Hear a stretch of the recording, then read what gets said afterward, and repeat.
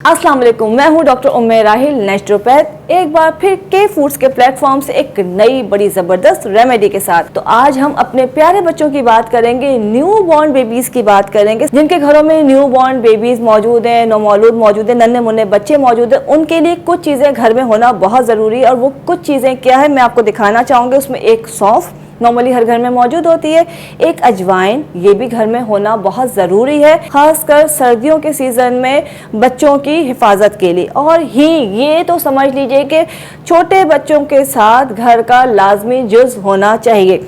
सरसों का तेल नॉर्मली हमारे घरों में मौजूद होता है, लेकिन जहाँ बच्चा है वहाँ पे ये मौजूद होना चाहिए। और पान का पत्ता, पहले ज़माने में पानदान होते थे, लेकिन अब पान का पत्ता रखना है नौमौलूद बच्चों के लिए। इनको इस्तेमाल कैसे करना है ये मैं आपको झटपट बता देती हूँ। जो न्यू बॉर्न बेबीज होते हैं, अगर वो टॉप फीट पे है तो उनका जब भी पानी बॉयल किया जाएगा तो उसमें लाजमी थोड़ी सी सौंफ आप ऐड करें, ताकि जो दूध बना के दे रहे हैं बच्चे को, डब्बे का दूध, वो सौंफ वाले पानी में बना के दे।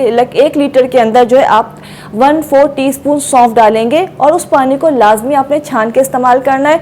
बच्चे का पेट नहीं खराब होगा, बच्चे को गैस्ट्रिक प्रॉब्लम नहीं होगी, बच्चे का दूध जो है वो डाइजेस्ट जल्दी कर लेगा, उसकी सेहत अच्छी होगी। दूसरा मसला ये होता है कि बच्चों को ठंड लग जाती है, बच्चों को सर्दी की वजह से जो है उनका गला खराब हो जाता है, उनके खरखर शुरू हो जाती है, कंजेशन हो जाती है।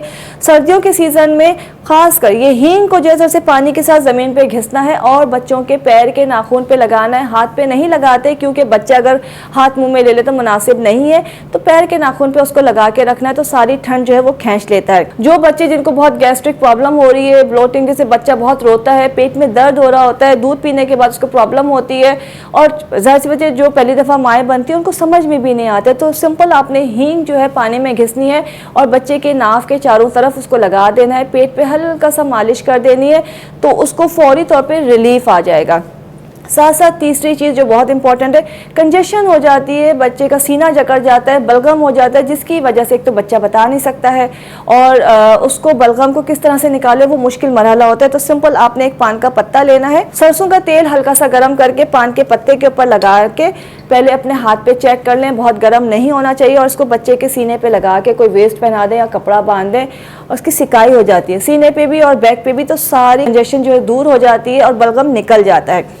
वो बच्चे जिनको बहुत ज़्यादा बलगम की शिकायत है, वो दूध नहीं पी पा रहे होते, तो उसके लिए बहुत ही आसान नुस्खा मैं बताऊं। अगर वो मदर फीड पे है तो उसे मदर फीड लेना है, नहीं तो जो टॉप फीड है दूध वो लेना है। आपने स्पून, जैसे मैं पानी लेके दिखा देती हूँ आपको, आपने इसमें जो है दूध लेना है, इसके अंदर ज़रा सी अजवाइन डालनी है, तकरीबन 4 से 5 दाने, और पान का पत्ता जो है इसको थोड़ा सा, तकरीबन ये भी आपका इतना सा पत्ता क्रश करके आपने इस तरह से हाथ से ही इसमें आपने मसल के डाल देना है, और इसको हल्के से चूल्हे पे रखेंगे।